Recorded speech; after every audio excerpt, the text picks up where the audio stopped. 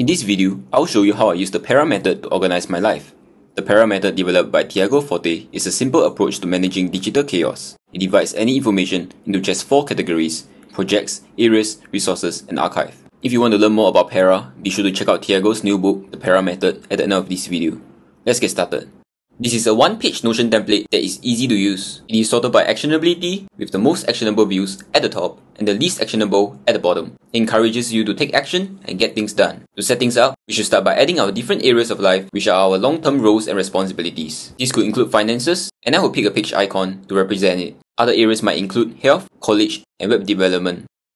As a bonus, to visually enhance each area of life, you can add a page cover to the corresponding page. I will quickly do that for each area.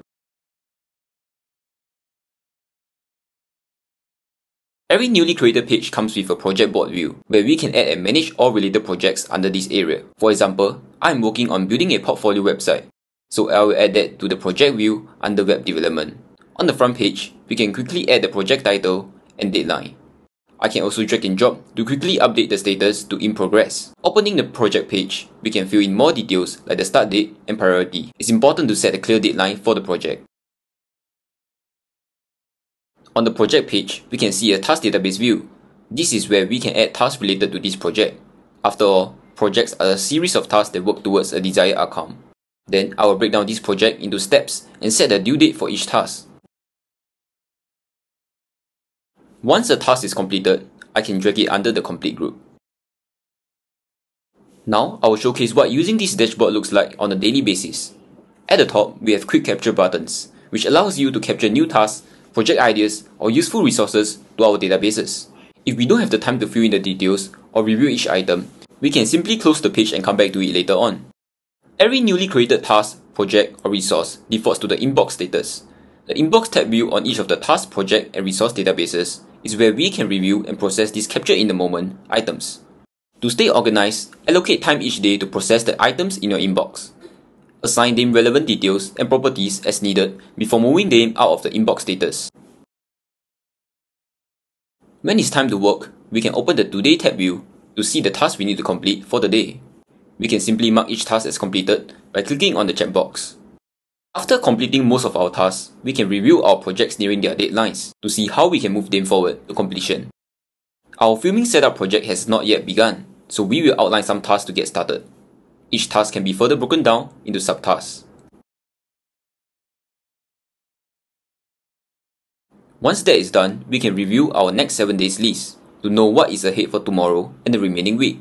If necessary, we can also reschedule any due dates from here. Say you have completed today's task and you're feeling good, you can also schedule an upcoming task for today. When it comes to managing our areas of life, the gallery view acts as a visual reminder of our roles and responsibilities. Say if we are reminded that we are lagging behind in our finances, especially in terms of investments, we can open our finance page and review our active projects or plan new ones to stay ahead. We can add a new project from here by giving it a title, then opening the page to set the start date, due date, and priority. We will leave the status as planned and come back to it when we have more time to break down this project. Say we were scrolling through the internet and came across an article discussing building an investment portfolio. We can use the Save to Notion Chrome extension to quickly save this resource to our Notion database. Besides saving the title and link, this pop-up also allows me to set the type of resource and add relevant topics. Back in our Notion dashboard, if we scroll down to the inbox view of our resources, we will see this newly added resource. On this page is also where we can write down our notes and summaries. I will also utilize the AI feature in Notion to help me write down some actionable steps. After capturing a new item, Tiago encourages us to organize our information for actionability. So let's relate this resource to any relevant active projects. By clicking on Add Projects, we can search for relevant projects and click on it to add them. Over time, when we have collected a treasure trove of resources, we can simply open up our topics page to search through our resources that can help with our new and future projects. You can create new topics when you add a new resource, or add topics of interest beforehand if you know what they are. We have gone through projects, areas, and resources, and now all that is left is the archive category. The term archive implies that the item is no longer relevant. We choose to archive completed projects rather than deleting them because we might have a similar project in the future where we can reference this project just by searching through our archive view. Archiving a project, area, or resource is simple. We just open the page and look for the archive checkbox property and check it. And just like that, the project view is now hidden from the other views except the archive view. As we progress through life, there may be changes to our areas of life. For example, if we have graduated from college, we can archive the corresponding area page. If a resource becomes outdated or is no longer relevant to any projects, it can also be archived. The archive view located at the bottom of this page allows us to review and retrieve these archive items as needed. While the task database does not have the archive feature, I have decided to include it to show our completed tasks.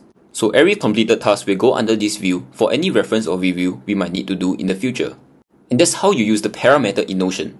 This is a simplified solution to my second brain template, which takes the para method to the next level with advanced project management, goal setting, and more.